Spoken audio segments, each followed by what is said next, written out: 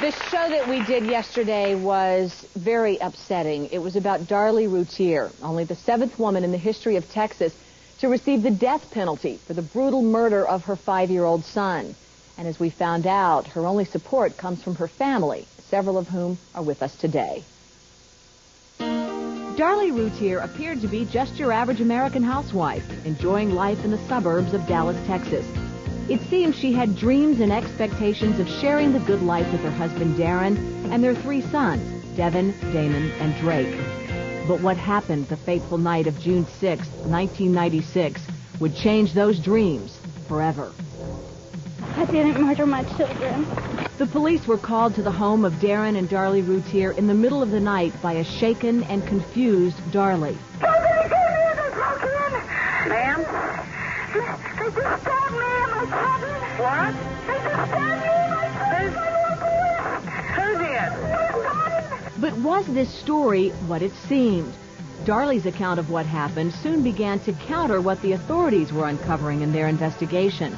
Her husband, family members, and the community were shocked when just 12 days later, Darlie was arrested for the murder of her 2 sons, 6-year-old Devin and 5-year-old Damon.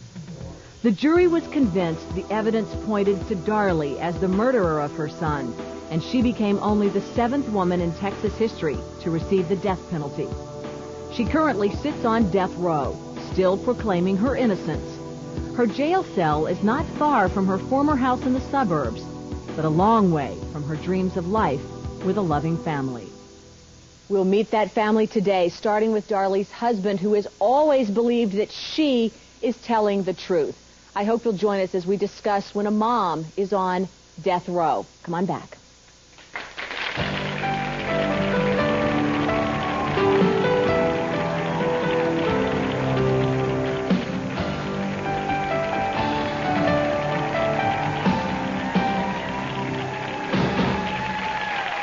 People following this case were not only appalled by its brutality, but shocked by the fact that Darlie's husband, the father of the boys that were killed, has stood by his wife, never doubting her innocence.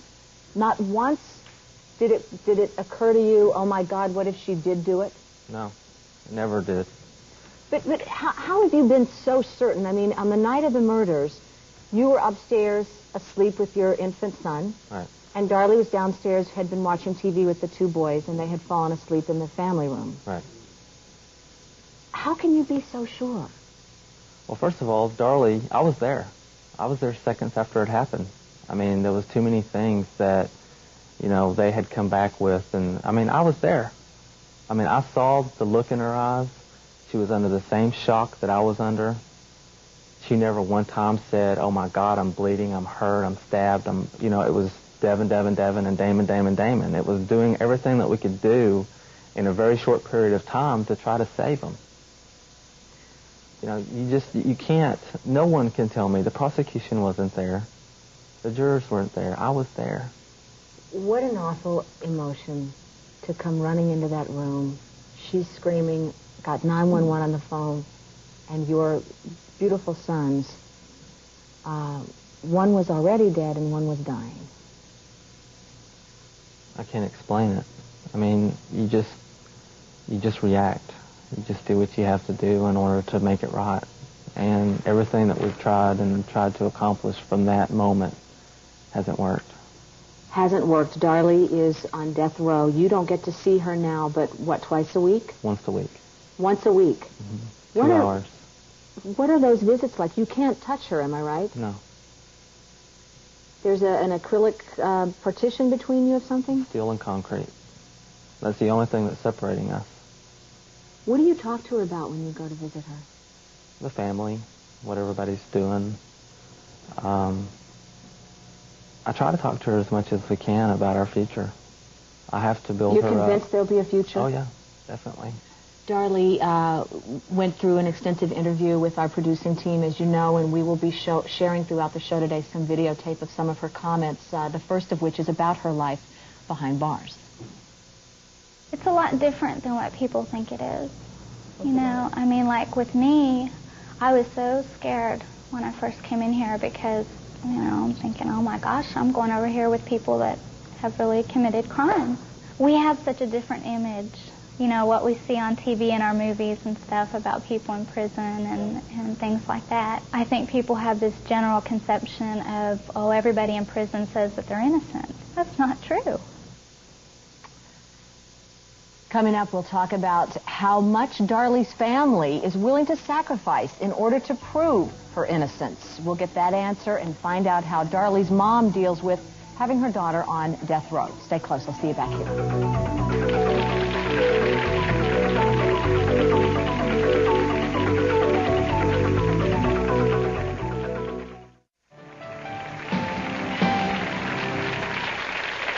We just heard from Darlie Routier's husband, Darren, about how he absolutely 100% stands by his wife. He believes in her innocence, even as she sits on death row for killing their son.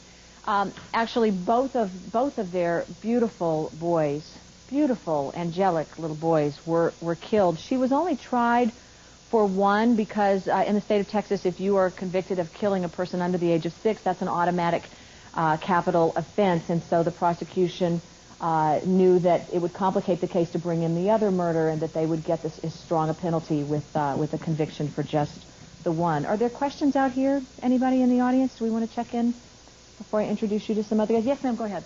Darren, I was wondering why you were upstairs sleeping and your wife was downstairs and that you didn't hear anything?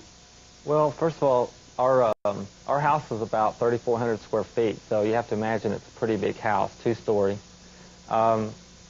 The baby had kept Darlie awake pretty much the night before because he ruts.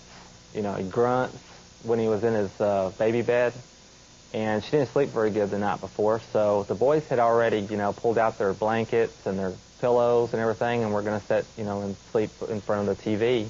And instead of separating them and go ahead and taking them upstairs, you know, it was the beginning of the summer. I mean, you didn't even think twice about it. The nature of your marriage, your relationship, steady, strong? Very strong. So there was no rift between the two of you No. that would have caused you to be sleeping apart? No, as a matter of fact, I can only think of maybe 3 other times in the 12 years that we've been together that we've spent, you know, any time apart. I want you to meet now, Darlie's mom is with us, and also Darren's parents. Darlie's mom is called Darlie Key, correct? Correct. And Darren's parents, Sarilda and Leonard. Having a daughter on death row, having a wife on death row, how have you been dealing with it? And when you see her, what's your emotional reaction to that's my little girl now behind bars accused of this horrible thing? I feel a terrible injustice has been done to Darlie because I know Darlene. I know what was presented in the court. I know that there were a lot of lies there, and I know that she's innocent. And I'm you've gonna never fight. allowed yourself to think Well, that I'm not- suddenly she could have become psychotic?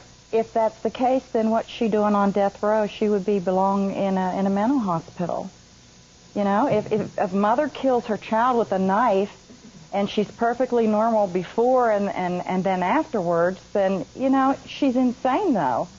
Had she been No. depressed? No, we had psychiatrists that Darlene was not depressed, or she was depressed a little, but she wasn't maniac depressive or anything like that. There were all those rumors that she was having, Darren, postpartum depression, that she was struggling with her weight and trying to get it back together after the baby.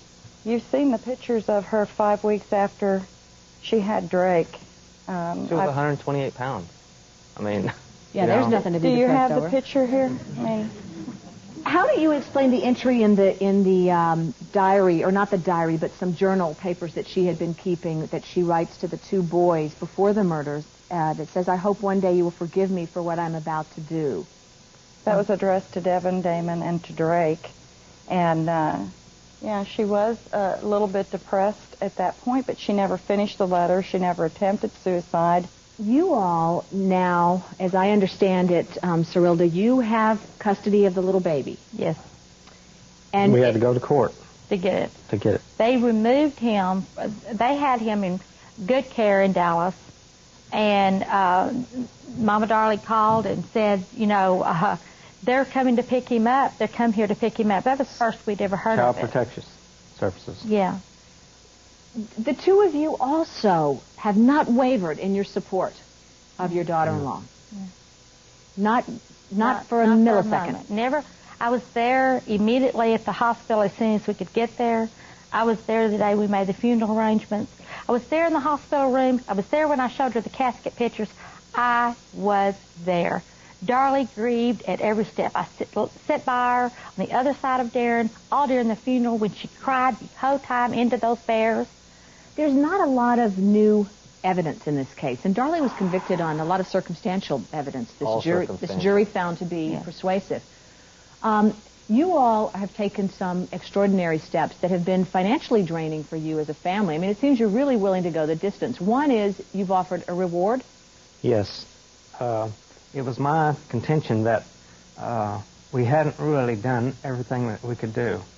And until you go the full distance and do the full thing, then you've only made part of the race.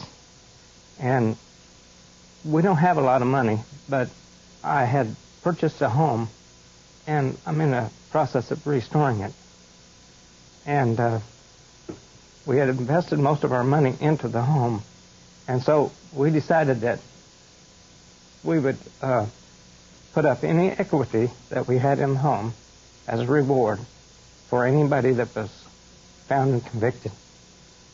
And that offer still stands today? That offer stands today, $100,000. There's another expense that I want to talk about when we come back, what you all consider to be the path to the truth. By regressing Darlie to the night of the murders, going through regression therapy, and helping her to remember what really happened. We'll talk about that right after this. And one of the people who knows Darlie probably better than anyone is her sister. Is it loyalty or blind faith that keeps her diehard belief in her sister's innocence? We'll meet her right after this. Come on back.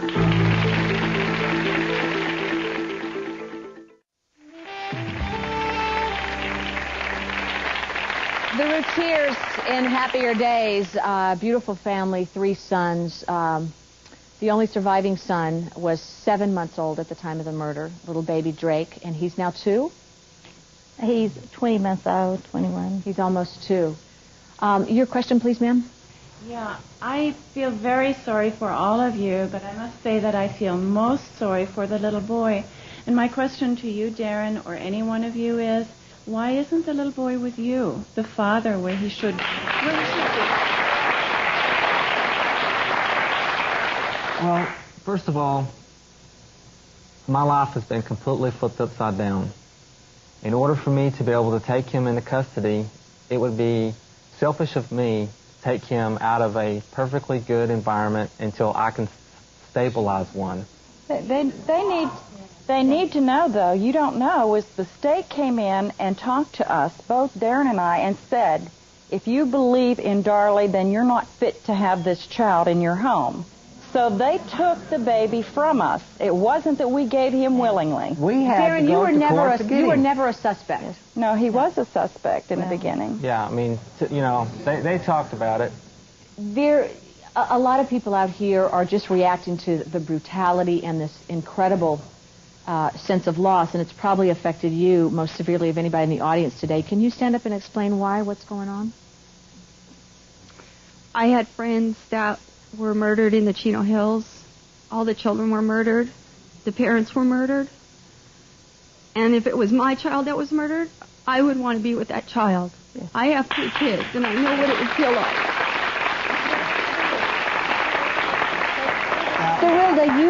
I get to be with that child anytime I want. Yes. So I get to go and visit. No, it's but not. I don't have a home. The same thing. I don't have a home. I don't have a car. They took that right from us. They said because he defended his wife, he was not fit as a parent to have that child. Blame CPS if you're going to blame anybody. That's who took our rights away as grandparents and a father. Let's talk a little bit, Cyrilda, about what it's like for a family.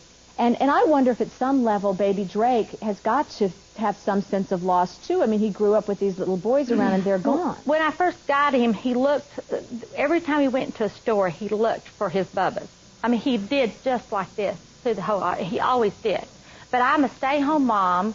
I get to have him all day in a environment that is like home, okay? Mama Darlie works all day. Darren works all day. They get to be with him about 3 weeks at a time. But mine is really, really stable sometimes. I mean, you know, Lisa comes to me, and it's a real stable environment. We want that poor baby whose life, his mother's been removed, his brothers are gone, he's not with his daddy and his other grandmother, to have something normal. Plus, we try not to talk about it every minute. It's their lives. They've got to work on it every minute. Drake, we're doing the best thing for Drake. Darren, it's sacrificing. Do not put him down for that. He needs to be praised for thinking of Drake, not himself. But I want to tell you, yes, how does it feel to be in my position? How we feel. Have you ever, I mean, Lisa, you have children. Mm-hmm. Have you ever went into the front yard with them, with one, and you're working in your garden, and you look up and it's gone.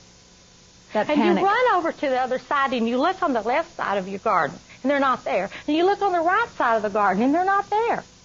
And then you start running around in circles, and all of a sudden you look over and it's sitting right there, and this peace just comes all over you. Well, what we are in is that running around. We're searching. We're hunting. We want Darlie out of here. Darlie is innocent. She did not do this. There is no thinking any other way. Darlie is saying, get me out of here. Get me out of here. What if you was to have one of your little ones in a box? And it's trapped in this box, and you're saying, it's saying, let me out, let me out. I didn't do nothing, let me out. And you can't get her out. Can you imagine what that feels like? Can you imagine not having that peace of having found them? That you say, oh, thank you, Jesus. She is, and she's fine. Have you all thought about, I know you believe that she is innocent, and you plan to regress her back to the night of the attack. The regression therapy is rather expensive. Very expensive, yes. Have you thought about, are you prepared? What if this regression therapy demonstrates that the state was right, that Darlie did do it? Is anybody prepared to hear that? It's not right because it's how they built this case up. They said Darlie went crazy and was depressed, and because she was too heavy and wasn't the center of attention. Well, that's the biggest crock I've ever heard in my life. But they had no motive. I want to focus more on the little baby, Drake, when we come back, who lived through the nightmare. As we said, he was 7 months old when his brothers were killed. What kind of a mom can Darlie really be to him, and when do you plan to tell him, and what do you plan to say to him about it? We'll find out more about that right after this. You heard Darren say that Darlie is allowed, 2 visits a week? One. Only 1 visit a week. I thought she could get two, one from you. 2 people can come at 1 visit for 2 hours, but they have to be together, that we share the visit. It must be, imagine now those of you who have children, and there's your baby across that partition, and you can't hold that child. That's torture. That must be torture if she is indeed innocent. It's very hard. We usually cry at each visit. How has she changed since the arrest? We saw her walking in saying, as she was escorted off to jail, to prison, I didn't kill my children. What's her state of mind? I think she's a lot stronger now mentally because she's off all the antidepressants. She's off all the anxiety medicine, everything that she had taken right after she was injured and the boys were murdered. So she's in disbelief, and she's grieving very, very strongly for the babies.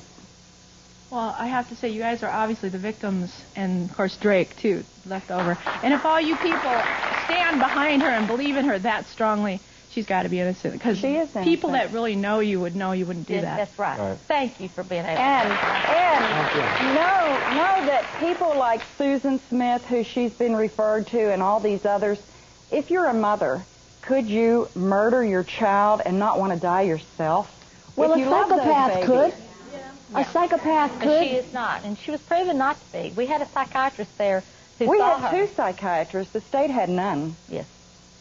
You want to see the person who did this put to death? Oh, we do. Well, I don't know that I want them put to death. I don't think that... We want them off the street. I don't want to play God with anybody's life. I don't think I have the right. It says in the Bible, vengeance is mine, saith the Lord. Darren, if the regression therapy proves that if she remembers something and, oh my God, she confesses while under regression therapy, are you prepared to stand by her then? I don't think I'll have to. That's not even an option. I mean, you don't know all the facts. Yeah, you don't know all the facts. I mean, we've heard everything. We've heard all the lies. We've heard everything that's been brought out. You know, we know, and we have. There's no fabrication in this. You won't even let yourself go there. It's that the one thing. Darlie wants it herself. Oh, she wants. She's anxious for it to happen. She cries for it every week. About it. Dana, you're her sister. You're very close.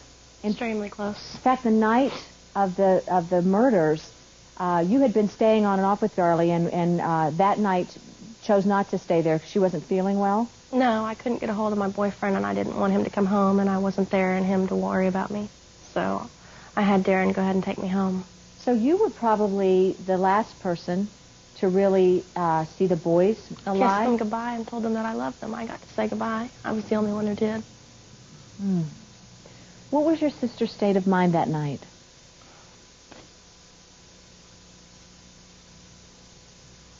Okay.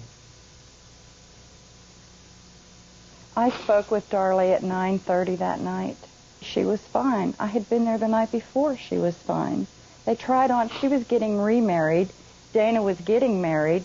And so I got to see the wedding gowns, and I asked them to try them on for me. And we played with the boys, and we were trying on clothes, and there was nothing wrong.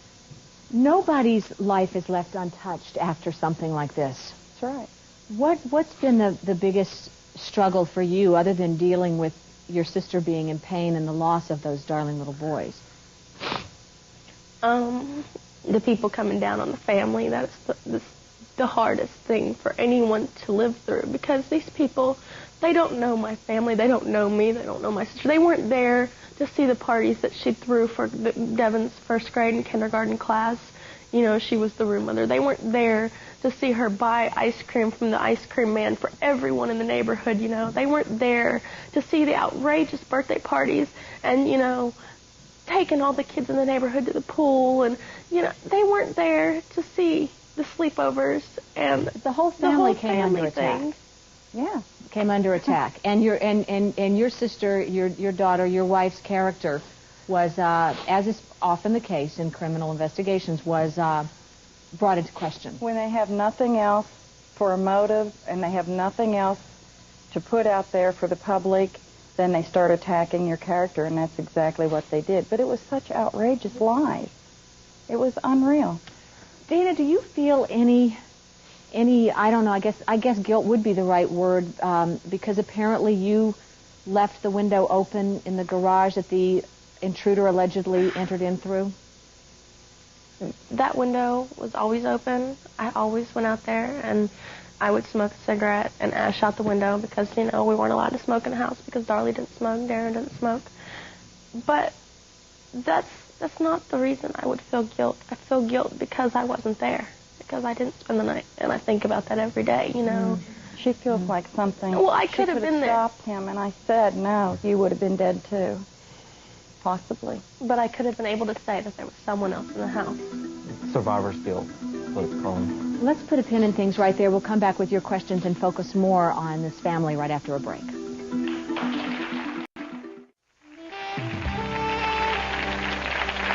In June of '96, the two little Routier boys, Damon and Devin, were stabbed to death. In February, the mother was convicted of killing the younger boy.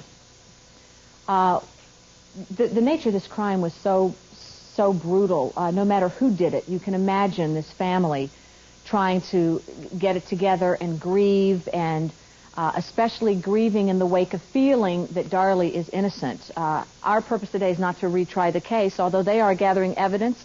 Darlie does get, as does every convicted criminal in our country, an automatic appeal, and they want hard evidence for the appeal. But today our focus is on what their lives are like and how they're coping, and what about the little baby who's now almost 2 years old who survived. Your question, please. Darren, I was just curious, where are you living at now, and what kind of reaction or support, if any, are you getting from your neighbors? Well, I'm living with Mama Darlie, so I've had everything taken from me. I've sold everything that I own. We had to raise over $100,000 for the bond. They put her on $1 million bond, $500,000 each on both accounts. We raised the money for the bond. They denied us bond on a hair that was not hers. Then we went and got, some high-dollar attorneys. What a lot of people don't understand is that it costs $500,000 to $800,000 for a capital murder case. Okay? Capital punishment, if you don't have the capital, you get punished. It doesn't matter what color you are, doesn't matter where you came from. If you don't have the money, you can't fight against the system. Can you fight the case on behalf of your wife and maintain a job at the same time? Well, we're trying. I mean, Did you lose your job that you had at the time? No, I own my own business, and I'm on the verge of losing it right now. I mean, I've not only had to go through all of this, but now I've got IRS problems, too. So you can't make the payments, then, they want their money. Hi. I wanted to know, I know that the Drake was, only a couple months old when the incident happened. 7 months. Does he have any knowledge, and if he doesn't, how are you going to ease it in when he's a little older? He knows who his mother is. He knows who his mother is. I show him his pictures. We show him videos, and he says, Mommy. I have pictures of the boys all over the house, and he calls them Bubba's, and he kisses them. Of course, he doesn't understand, but I don't want him and to... he visits her, and he gets to see, since I got full custody, he gets to see her in prison Why do you now. tell him Mommy is not with him? He doesn't understand that. He probably thinks I'm Mommy, but I'm not Mommy, I'm grandmother. So he doesn't know the difference. What is a baby 2 years old? Have you talked about how you want to handle it with him? I mean, I would say you've probably got, knowing how sharp kids are, maybe till he's 5, before he starts we being think, inquisitive. Lisa, that this is going to be over. I mean, we have full faith that we're going to have this regression. This is really important to us. Darlie is dying to have it done. She knows this is one of her, we have reasons for the appeal, which is the only reason you get a new trial is if the judge made a mistake. It doesn't matter if the evidence is different or anything. The judge makes a mistake.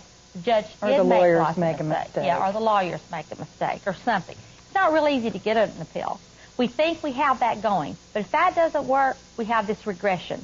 This regression is really important. Darlie wants us to quit thinking and quit talking about it. Let's do it. She wants it for her peace of mind, and we want it for closure. She said that it was very difficult for her to deal with this whole issue of custody of her only surviving son. Here's part of what she said to us when we interviewed her behind bars. My lawyers, they prepared me that what was going to happen with Drake, that I was going to lose custody, and that it was too much of a battle to fight that and to fight this at the same time. With everything that was happening, I felt that it would be best for Drake to go to Lubbock with Darren's parents, to get out of the media and because it was just such a circus. She seems like she's dealing from a place of sense of resolve or strength. What is it that I'm detecting in her? I mean, she's your family. Sorry? God. Yes. She's got this large family, and all of our family believes in Darlie and supports her 100%. It's not just these people you're seeing on stage. Our family is about 200 members. I want you to tell me when we come back, in the beginning, the news reports showed your community shocked and your community gathering around you. As the news coverage went further and as Darlie became a suspect, it polarized that community, and a lot of people that had been on your side and embraced you were the enemy. Not in my case. Not in your case? I want to hear if anybody pulled a switcheroo, and did you lose friends over this? We'll be right back.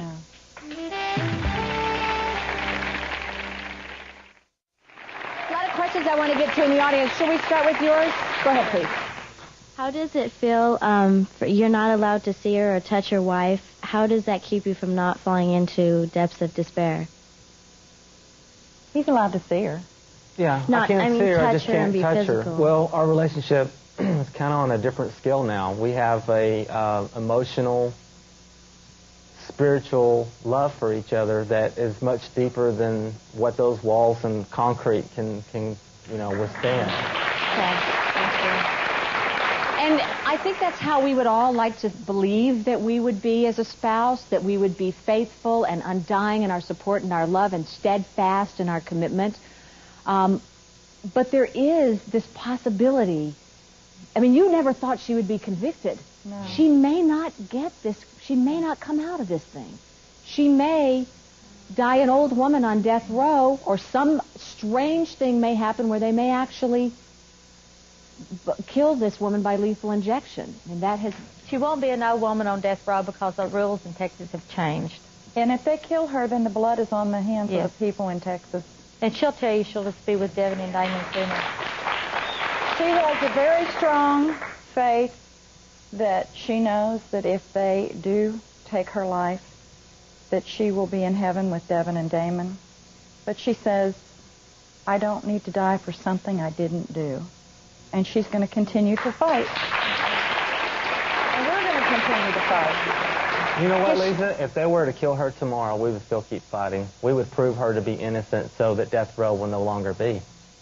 That might be our goal. We don't know. You know, you talked about different things that were brought out and how it made us feel as a family with our friends and our neighbors and all that. One of the things that they put out, they didn't have anything on Darlie, so one of the things that they put out there was that they found a motel receipt and Darlie was having this affair with somebody, and she stayed at this hotel because of the receipt, okay? Well, the picture that you have right over here on the stage is that hotel, and the affair she was having was with her husband and her 3 little boys there. Does Darlie ever say to you, here's how I want my son to be raised? Does she try to mother from behind bars? Yes. She likes to know something to do with his haircut. She wants to be close. She sends him letters and gifts. Yeah. She makes stuff for him. She's upset right now that she's not making dolls anymore. She's making quilts for the guards. She said, at least if I'm making dolls, then I know they're going to go to children in hospitals, then I have a purpose of working. But if I'm making quilts for someone, you know, I have no purpose. I realize how this question will sound because this woman is fighting for her very life. But does she ever present herself, Darren, as being concerned about you and your needs or insecure about... Does she still relate to your marriage in terms of an intimacy level, and is she worried that you may be attracted to someone while still fighting her fight? Yeah, I think that's that you normal. may get involved with someone. As a matter of fact, I would think that if she quit, she would quit loving me. You know, they say that when you love someone, you let them go free. Well, I'm not going anywhere.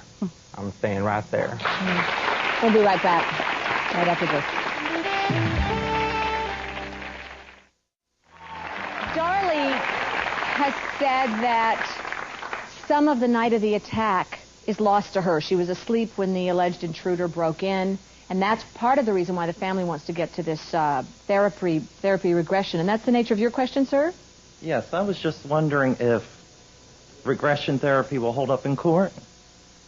Well, they're trying to make it court ready, and by that means that it's not just hypnosis. It's more than that. What they will do is audio tape and videotape. She'll be taken back to her childhood either with the help of drugs or hypnosis, whichever is needed. The drugs would be, in fact, a truth serum type drug. And then they will actually do testing on her, DNA testing, while she goes through it, because, of course, when you relive the actual events, your blood chemistry will change. So all of that together is a lot more than just hypnosis. And we feel like that the courts, it's not been denied in the courts, and we feel like the appellate courts will accept it. And she's very anxious to have this happen. Yeah. Your question, please? I feel for all of you. You are all obviously victims, and I think everyone, I can speak for everyone in the audience when I say we all feel for you. I'm wondering, and I hope it's not too personal a question, but where is Darlie's father, and what sort of relationship does she have with him? She has a good relationship, but you know, none of us really like being on TV. and he is a very private person. He has been there financially and emotionally for her. We've been divorced a lot of years. He lives in Pennsylvania, and we lived in Texas.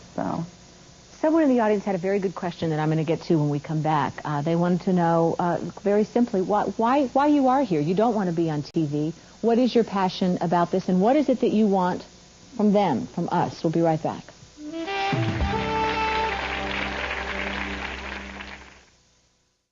So I said there was a question, and here it is.